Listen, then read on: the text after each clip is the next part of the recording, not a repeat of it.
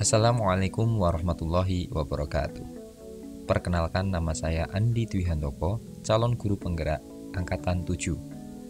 Pada kesempatan kali ini, saya akan menjelaskan tugas dari modul 1.1A8, yakni koneksi antar materi, kesimpulan dan refleksi modul 1.1 tentang filosofi pendidikan nasional Ki Hajar Dewantoro. Adapun sistematika refleksi kali ini adalah yang pertama, simpulan materi, yang kedua adalah pemahaman sebelum mempelajari materi, yang ketiga adalah pemahaman setelah mempelajari materi, dan yang terakhir adalah rencana tindak lanjut. Mari kita bahas untuk pemikiran Ki Hajar Dewantoro. Di sini ada beberapa bagian yang akan saya jelaskan, mulai dari pendidikan dan pengajaran, kemudian tujuan pendidikan dan pendidikan yang menuntun. Yang ketiga adalah kodrat alam dan zaman. Hal ini juga terkait dengan asas trikon. Dan yang terakhir adalah mengenai budi pekerti. Mari kita bahas yang pertama, yakni tentang pendidikan dan pengajaran. Menurut Ki Hajar Dewantoro, pengajaran adalah bagian dari pendidikan. Pengajaran merupakan proses pendidikan dalam memberi ilmu atau berfaedah untuk kecakapan hidup anak secara lahir dan batin. Adapun pengertian dari pendidikan adalah proses memberi tuntunan terhadap segala kekuatan kodrat yang dimiliki anak agar ia mampu mencapai keselamatan dan kebahagiaan yang setinggi-tingginya, baik sebagai seorang manusia maupun sebagai anggota masyarakat. Adapun tujuan pendidikan menurut Ki Hajar Dewantoro adalah pendidikan itu adalah menuntun segala kodrat yang ada pada anak-anak sehingga mereka dapat mencapai keselamatan dan kebahagiaan yang setinggi-tingginya, baik sebagai manusia maupun sebagai anggota masyarakat. Selanjutnya adalah pendidikan yang menuntun. Guru bisa diibaratkan sebagai petani atau tukang kebun. Guru harus memperhatikan kodrat anak, seperti petani yang menyemai benihnya, misalnya benih jagung pasti akan tumbuh menjadi jagung. Benih padi pasti akan tumbuh menjadi padi. Tidak mungkin jagung menjadi padi atau padi menjadi jagung. Jadi masing-masing benih itu punya kodrat masing-masing. Sama halnya anak, mereka mempunyai kodrat masing-masing. Mereka mempunyai minat, bakat, dan kesenangan yang berbeda-beda. Nah, tugas petani adalah menumbuhkan tanamannya agar menjadi tanaman yang baik. Petani bisa menyiapkan lahan yang subur, menyiraminya, menghilangkan hama, memberi pupuk, dan lain-lain, sehingga kedepannya tanaman yang ditanamnya bisa tumbuh dengan baik. Begitu pula dengan guru. Guru bisa mengarahkan, menuntun, memfasilitasi anak, sehingga mereka berkembang sesuai dengan kodrat mereka masing-masing. Dalam pendidikan, kita harus memperhatikan proses menuntun.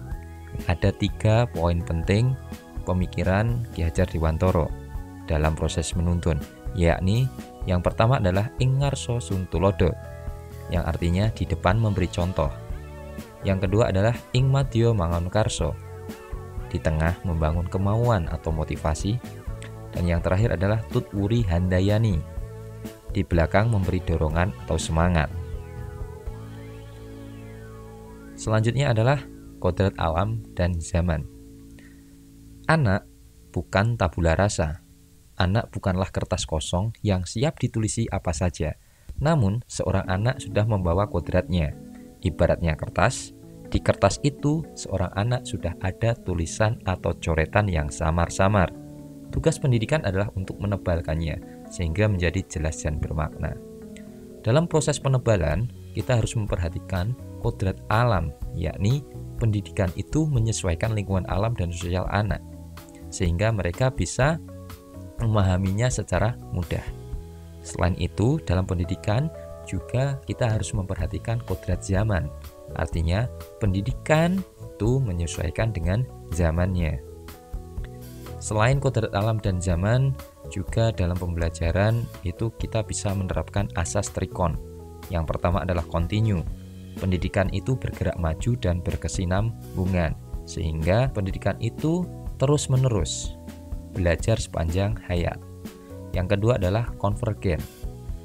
Dalam pembelajaran atau pendidikan, kita bisa mengambil dari berbagai sumber, baik sumber itu yang ada di dalam negeri maupun luar negeri. Dan yang ketiga adalah konsentris. Pendidikan itu harus relevan dengan kepribadian bangsa. Walaupun kita mengambil dari berbagai sumber, termasuk sumber luar negeri, kita harus relevankan dengan kepribadian bangsa kita sendiri. Selanjutnya adalah pendidikan yang menghamba kepada anak. Pendidikan yang menghamba kepada anak adalah pendidikan yang dalam prosesnya itu berupa menuntun, yang pada akhirnya menghasilkan pendidikan yang berpihak kepada siswa. Pemikiran Ki Hajar Dewantara selanjutnya adalah mengenai budi pekerti. Budi pekerti adalah bersatunya atau perpaduan yang harmonis antara gerak, pikiran, perasaan, dan kehendak, sehingga menimbulkan tenaga atau semangat. Dalam hal ini, budi pekerti dapat dijelaskan sebagai cipta, rasa, karsa, dan pekerti, yang nantinya akan menghasilkan keseimbangan atau keselarasan hidup. Untuk penumbuhan budi pekerti, hal yang paling utama adalah dari keluarga. Keluarga menjadi pondasi inti terciptanya budi pekerti. Selain keluarga, tentunya sekolah juga berperan penting dan tentunya juga masyarakat. Selanjutnya adalah pemahaman sebelum mempelajari materi. Ini adalah pengalaman atau pemahaman saya sebelum saya mempelajari materi modul 1.1. Yang pertama adalah pembelajaran berpusat kepada guru. Jadi guru menjadi aktor utama dalam pembelajaran. Yang kedua adalah guru fokus mengajar untuk mengejar ketuntasan materi. Yang ketiga adalah guru menyamakan standar penilaian. Jadi siswa bisa tuntas sesuai dengan KKM. Yang keempat adalah materi cenderung fokus dari buku paket yang tersedia. Selanjutnya, guru kurang memperhatikan kemampuan awal dan latar belakang siswa. Dan yang terakhir adalah fokus pada hasil, bukan pada proses. Namun, setelah memahami modul 1.1, ada pemahaman yang lebih setelah mempelajari materi tersebut. Yakni yang pertama adalah saya mulai mengerti pembelajaran yang berpihak kepada anak. Jadi guru harus menyediakan atau memberikan pembelajaran yang berpihak kepada anak. Yang kedua adalah guru itu bukan mengajarkan, tetapi menuntun anak dalam pembelajaran. Yang ketiga, dalam pembelajaran guru bukan hanya untuk mengajar materi, tetapi lebih fokus kepada kebutuhan siswa. Selanjutnya adalah sumber belajar itu tidak hanya dari buku, tetapi dari berbagai sumber. Ini sesuai dengan salah satu asas Trikon, yaitu asas konvergen. Dan yang terakhir adalah ternyata proses itu lebih penting daripada hasil. Adapun rencana tindak lanjut yang akan saya lakukan setelah mempelajari modul 1.1 dalam pendidikan guru penggerak ini adalah yang pertama, melaksanakan pembelajaran yang berpihak kepada siswa. Di antaranya adalah merancang pembelajaran yang menarik, bisa dengan games, ice breaking, metode yang interaktif, dan lain-lain. Selanjutnya adalah menyiapkan media pembelajaran yang beragam dan mengakomodasi kebutuhan siswa. Tentunya ini akan menunjang pembelajaran yang berpihak kepada siswa. Selanjutnya adalah membuat pembelajaran yang membuat siswa menjadi aktif. Jadi guru tidak hanya menjadi aktor, tapi aktor utamanya adalah siswa. Selanjutnya adalah menerapkan sistem Among dalam pembelajaran sesuai dengan pemikiran Ki Hajar Dewantara, yakni ing ngarsa sung tuladha, ing madya mangan karsa, dan tuturi handayani.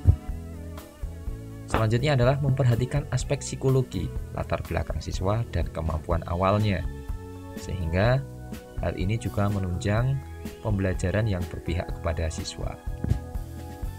Dan yang terakhir adalah saya akan berusaha melaksanakan penilaian yang beragam yang mengakomodasi minat, bakat, dan keberagaman siswa. Demikian penjelasan tentang simpulan dan refleksi setelah saya mempelajari modul 1.1.